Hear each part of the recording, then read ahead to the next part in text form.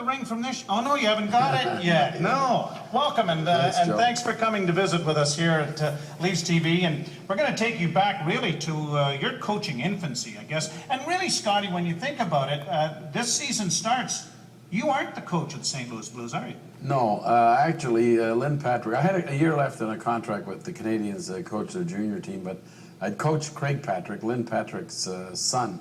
And Lynn got the job as general manager and coach of the Blues, and then he came to Montreal. And I think the only way he could get me out of the contract was to say I was going to be the coach. But I knew all along I was going to be his assistant general manager, assistant coach, and the plan was for me to take over in year 2. Now, expansion goes through. The Montreal Canadiens magically are able to get people like Jacques Lemaire, Serge Savard, and various others put back on the protected list. People don't take them, but what's the pickings like as the St. Louis Blues go through this? Well, I think when you look at they protected, I understand, about 11 players, the existing 6 teams, and it was like a pick and fill. So if we took player number 12, then the other team would fill with 13. But we were fortunate, I think, in St. Louis. We had a bit of a bad start because there was 6 teams. They had 2 drafts, the goalie draft and the player draft. And if you we finished dead last in the player draft. But we picked up Jim Roberts, who was a pretty versatile player. He could play forward, he could play defense. I'd known him, and I'd coached him in junior, and he'd been with a few Cup winners in Montreal. So that was our pick. It was like the 6th pick of the first round. But if you picked last in the regular player draft, you couldn't pick lower than 3rd in the goalie draft, and we got the 3rd pick.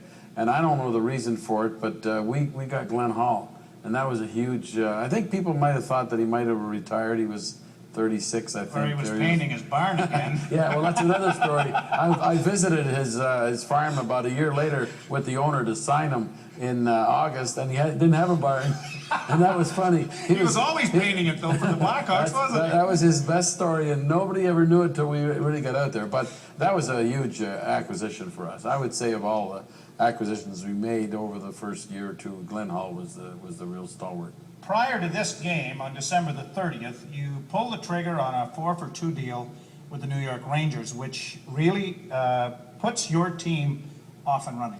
After the slow start, I think we were 4-10-2.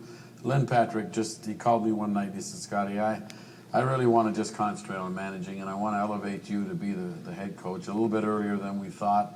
I wasn't too anxious at the time because of our record, but I'd spent a lot of time watching our farm team in Kansas City play, and I knew there was 3 or 4 players there. So he said, "You know who's down there, bring them up." And we brought up Frank St. Marseille, we brought up Gary Sabrin. So we had 3 or 4 players that we brought up right away. But we were very fortunate that the Rangers had a strong team.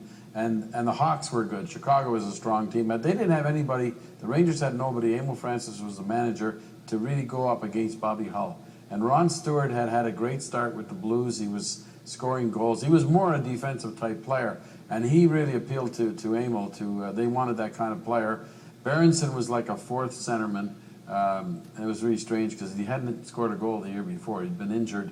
And Barclay Plager was playing in Buffalo, but I had Barclay in junior. So Lynn leaned on me, and I said, I'm sure Barclay Plager is going to be a good NHLer. He was 24, 25, and I said, with Berenson, I said the owner got the book out, the record book, and he saw no goals last year. And and this is supposed to be your goal scorer. And Ron Stewart was leading our team and up in the scoring, but. I knew that Red would be a player if he could get the opportunity. He just was in the wrong place, got out of college, went to Montreal. They had their Cup teams with Backstrom, Belleville, Richard. He was like a 4th center. And in those days, you didn't play much. He got to New York. They were strong at center. But Red became, that trade was, that made our team because Red became the best player in the West Division for the next 3 years. Now, as you dreamt yourself to sleep in 1960,